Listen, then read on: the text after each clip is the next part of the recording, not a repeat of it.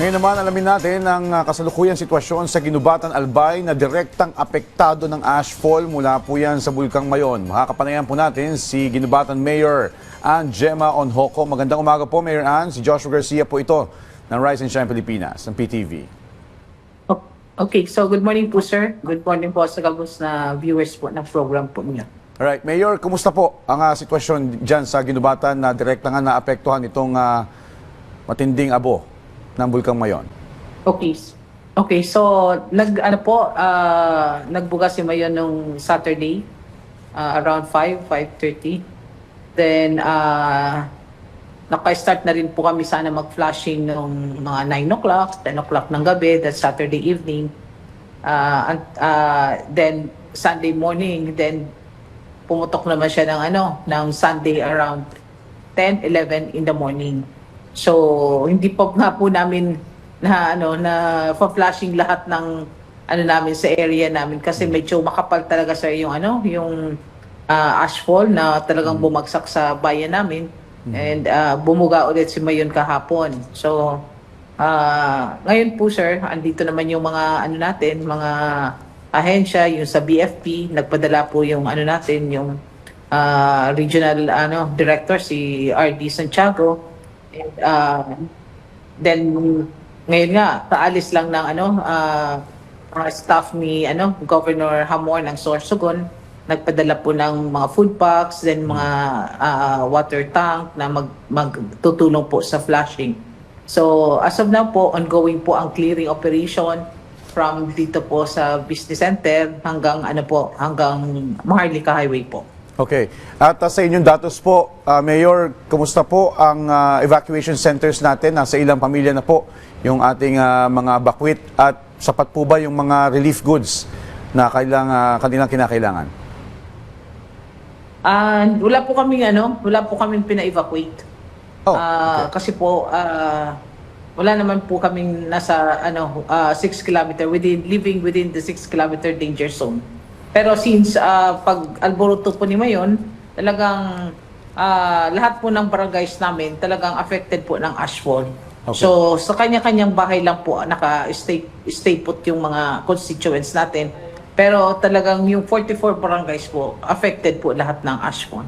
Alright. Now with that being said, Mayor, since wala sila sa evacuation center, ano po yung agarang tulong na ibinigay ng LGU para po sa kanila? Okay, so yung initial lang na nung pag-alboroto, yung within dito lang sa kasi yun sa totoo lang sir, hindi naman namin in-expect na ganun yung although syempre palaging nasa alert level 3 pero medyo matagal na since nung itaas ng ng PHIVOLCS so alert level 3 hindi naman kami tinatamaan ng ganitong kagrabing ashfall. And yung base nga kahapon sa namin sa meeting ng OCD ng mga ahensya natin, sabi ko sir, parang since mag-declare ng alert level 3 parang ito yata ang pinakagrabing buga ni Mayon. And sa Ginubatan pa bumaba, sabi niya ay oo nga Mayora, kasi noon nung before pa pag-declare ng alert level 3, yung naglabas ng mga ashes, konti-konti lang. Pero ngayon, talagang yung bagsak, talagang grabe. Dito pa sa, yung wind direction kasi, papunta dito sa Ginubatan. Kaya talaga po kami ang nag-suffer ng, ng ashfall. Okay. Now, since direkta nga po kayo naapektuhan itong makapal na abo, Mayor, kumusta po yung pag-agapay naman natin dun sa mga apektadong kabuhayan ng ating mga constituents? Yun nga po. Nananawagan po kami sa national government, syempre po sa kay Presidente, and thankful po kami at napadala kaagad siya ng tao niya, si Secretary Vince kahapon para makita niya yung sitwasyon. And yun nga, maglalabas daw sila, sila ng programa ng like sa Tupad, and hingi rin kami po ng mga suporta sa agriculture kasi talagang ang apektado rin po sa amin yung mga farmers. So may mga base po sa namin sa survey, nagpaano na po kami ng assessment. Yung mga pananim po na halos nasa foot ng Mayon, due for harvest na sana po. Kaso, nag-alboroto, syempre, yung epekto ng ng abo ng ashes po sa pananim natin, talagang masisira and nasira po yung nila, yung pananim. So, yung syempre po, yung kapital nila sa pagtanim, yung pagod and everything, talagang kumbaga kawawa talaga yung mga natin, farmers. Yun naman ang pinaka main of nila, source of living po, yung pagtatanim po diyan sa sa barangay po. Okay. Mayor, kumusta naman yung supply ng malinis na tubig at kuryente dyan po sa Ginubatan? Ano pong hakbang ng LGU tungkol dito? Yung sa, to be honest sir, yung namin, yung sa tubig, syempre po pag summer, talagang naano po kami, we're facing yung po, scarcity ng water.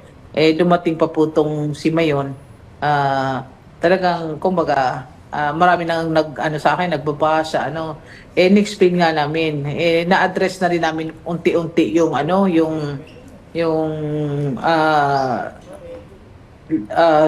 na scarcity ng tubig, kung doon lang tayo magbabase sa it's summertime, ganon. Yung pag-alboruto pa, syempre yung mga nagpa-flushing, kukuha pa sa fire hydrant. Kaya sabi ko, nagpa-identify talaga kami ng ng water source na kahit sa ilog na pwedeng doon na lang sila kumuha para hindi po ma-deplete ang water source namin. Okay. At paano rin po tinutugunan ng LGU ng Ginubatan po yung in terms of kalusugan naman sa mga bata, sa mga matatanda po na maaari makalanghap itong abo? Opo, naka-deploy na rin po yung mga natin, yung sa BHW, they were instructed na naka-duty po yung mga BHW natin sa mga health centers, and na po kami, naka-ready rin po yan yung mga namin, mga nebulizer, yung mga nebules, yung mga pang emergency na mga medicine, lalo po syempre yung mga extreme na like yung bata at saka matanda, yun ang kumbaga susceptible sa mga ganyan na mga asphalt. Syempre yung nila, yung resistensya mahina. So talagang piniprepararan naman po ng LGU. And nagpapasalamat naman po ako sa mga natin, mga neighboring provinces. Yan kay Governor Buboy Hamor, nagpadala ng ayuda, nagpadala ng 5,000 food packs, yung niya, mga water tank, sa pang flushing. Okay. So, malaking tulong po yun. Tapos si Governor Rosal, then may darating din from kay Governor ko Masbate. So, tulong-tulong po kasi sa totoo lang po, hindi naman kakayanin ng funds ng LGU. So, pasalamat po kami sa national government through kay President Bongbong Marcos at na inatasan kaagad niya yung mga ahensya na magpadala ng mga ayuda. Okay. Po. Sa Mayor, OCD po, salamat at sagot po nila yung mga mga pangkrudo po ng mga lahat po ng fire truck po na naka-assign po sa amin dito sa Ginubatan for clearing operation po. Okay. Mayor, panghuli na lamang po, yung mga gusto pong tumulong mula po sa pribadong sektor, yung gusto pong makipagbayanihan sa inyo, paano po sila makikipag-ugnayan dyan sa Ginubatan? Sa inyo po. Okay, so they can reach sa Facebook page ko, then sa MSWDO ko po, and sa MDRR, then pwede po silang pag na-coordinate. Ang importante rin kasi po sir, yung coordination para at least po kumbaga distributed po yung mga ayuda natin. Kasi kung hindi naman po kakayanin talaga ng national government lahat mapagbigyan urada, at least po like ngayon po magbibigay si Governor Hamon ng 5,000 food packs. Kahapon nakapag-pick up kami ng 8,000 na food packs sa DSWD. So naka-assign po kami ng yung another 5,000 dito po sa ibang barangay. So alam naman po yan ng mga barangays natin na pag may mga ayudang tumarating, hindi na sila na bakit kami ito lang na-receive ganitong mga klaseng food packs, tapos yung isang barangay ito yung din na-receive namin. Kasi nga syempre po, pag may nagbigay, hindi naman tayo pwedeng mamili o magsabi, kailangan ibigay mo ganito, di ba? So, appreciated po namin, in-explain niya namin, ever since naman kasi palagi po kami may tinatamaan kami ng kalamidad, kaya alam na po yan ng mga constituents namin na iba't ibang po talaga ang dumarating na ayuda. Hindi naman po pare-parehas kasi kung ano nga po yung kaya ng mga sponsor, ng mga donors, syempre, yun po ang ibibigay nila. Okay. Pero ang sabi ko nga, ang importante kasi pong mag-coordinate sa LGU para ano baga, spread po, na-spread yung ano, yung ayuda. Hindi kasi kung hindi po sila magko-coordinate, baka yung nabigyan na ng DSWD PAC, bibigyan ulit nila. Paano yung hiba na hindi naaabuti ng mga ibang ayuda ng gobyerno, di ba po ba? Okay. Pero sila po ang direktang namimigay para nakikita po nila, nakikita Alright. rin sila ng mga constituents. Direkta po silang Okay. mapupunta po sa barangay. Mayor. Ang ano lang po na mag-coordinate. Opo. Okay. Mayor, hangad po namin at panalangin po namin na mabilis sa pagbangon ng inyong nasasakupan dyan po sa Ginubatan, Albay. Maraming salamat po, Mayor Ann Gemma Onhoco.